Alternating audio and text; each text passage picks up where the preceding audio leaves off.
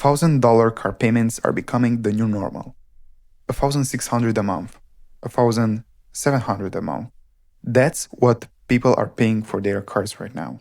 According to recent headlines, more than 50% of new vehicle buyers are signing up for four-figure monthly payments, over $1,000 every single month, just for a car. And the average car loan term in America is now 69 months. If your credit score is lower, you're even more likely to take on a longer loan.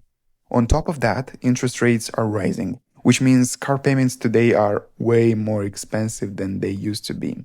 Dealerships stretch out the loan terms to make the monthly payment look affordable. But the longer the loan, the more you actually pay. And that's what we're going to break down in this video. The first rule we need to talk about is the 35% rule. The 35% rule states that the most you should spend on a car is 35% of your gross annual income. So let's break that down. If you make $40,000 per year, the most you should spend on a car is $14,000. If you make $80,000 per year, your max car price would be $28,000. And if you make $150,000 per year, that means the most you should spend is $52,000. Now, in reality, the 35% rule is pretty aggressive. It's mostly geared toward car enthusiasts, people who really value what they drive, take pride in owning a certain type of car, and are comfortable allocating a bigger portion of their income toward it. But if you just want a car that takes you from point A to point B, 35% is too high. That's why I personally think that 25% rule is much smarter sweet spot. At 25% of your gross income, you're not driving the most basic car possible. You can still get something reliable, comfortable, maybe even a few amenities, but you are not stretching yourself thin. The key idea here is simple. Just because you can spend 35% on a car doesn't mean you should. If you remember anything from this section, remember the 25% rule, not the 35%. Now, let's talk about the rule that actually determines whether you can afford a car. The 24-1-10 rule. First, 20% down. If you're buying a $25,000 car, you should aim to put at least $5,000 down. The reason is simple: depreciation. Cars lose value fast. It's very common for a car to drop around 20% in value in the first year alone. So that $25,000 car, after 1 year, it might only be worth $20,000. If you finance the entire $20,000, there is a good chance you still owe more than $20,000 on the loan after year 1. That means you are underwater. You owe more than the car is worth. A 20% down payment reduces that risk and helps you build equity faster. Second, 4-year maximum loan term. Yes, stretching the loan to 5, 6, or even 7 years lowers the monthly payment, but it dramatically increases the total interest you pay. For example, on a $30,000 car, a 4-year loan might cost you around $2,500 in interest. Stretch that to 6 years and you could be paying over $3,800 in interest. That's over $1,000 extra, just to make the payment look smaller. Long loans are traps. They make expensive cars feel affordable. Third, 10% of your gross monthly income. Your total car expenses, including insurance and maintenance, should stay under 10% of your gross monthly income. And easy formula. Take your annual salary, divide it by 120. For example, 40,000 salary, you get $300 per month. From 80,000 salary, you get $600 per month. And from 150,000 salary, you get $1,200 per month. This is the section you save, because affordability isn't about what the dealership approves you for. It's about what protects your future wealth. Now, let's answer the big question. Should you lease, finance, or pay cash? First, leasing.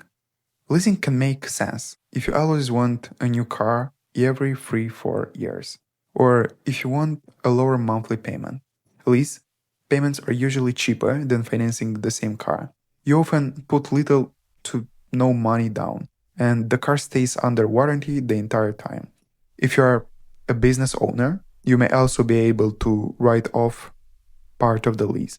But here are the traps. You don't own the car. There are mileage limits.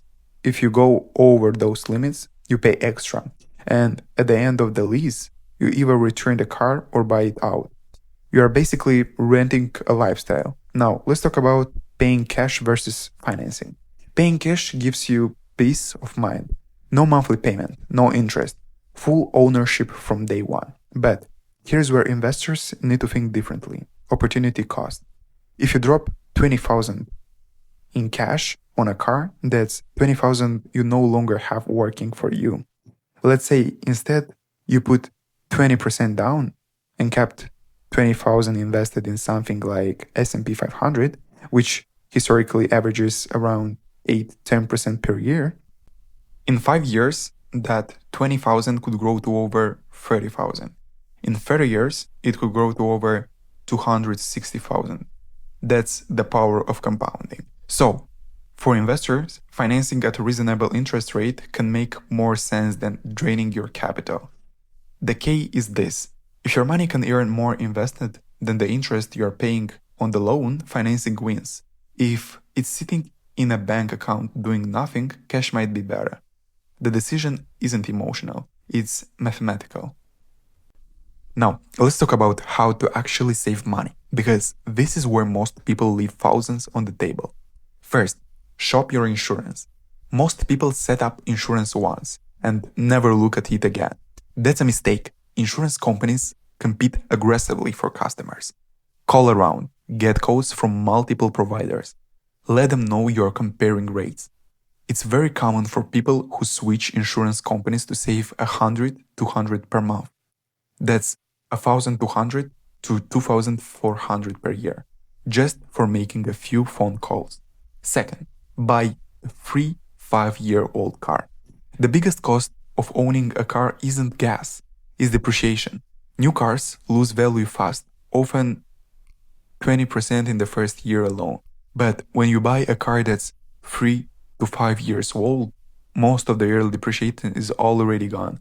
You are getting a reliable modern car at a significant discount compared to brand new. Let someone else take the hit. Third, check the true cost to own.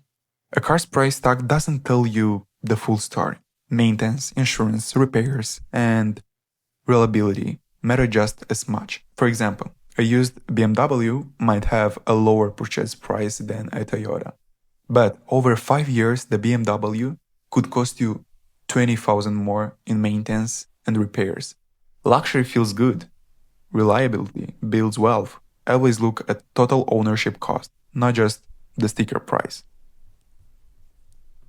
Let's end with a reality check. The average price of a new car in US is around $48,000. Now, think about that using 35% rule. To responsibly afford a $48,000 car, you'd need to be making roughly $137,000 per year. That's not the average salary, which means most people buying these cars are punching above their weight. They are stretching the loan, they are extending the term, they are normalizing 1,000+ monthly payments. And here is the problem. Cars destroy compounding. Every extra dollar going toward a car payment is a dollar not being invested, not going into stocks, not going toward a house, not building assets. A car is depreciating asset. Investments are appreciating assets. The lower your car payment, the more margin you create in your life.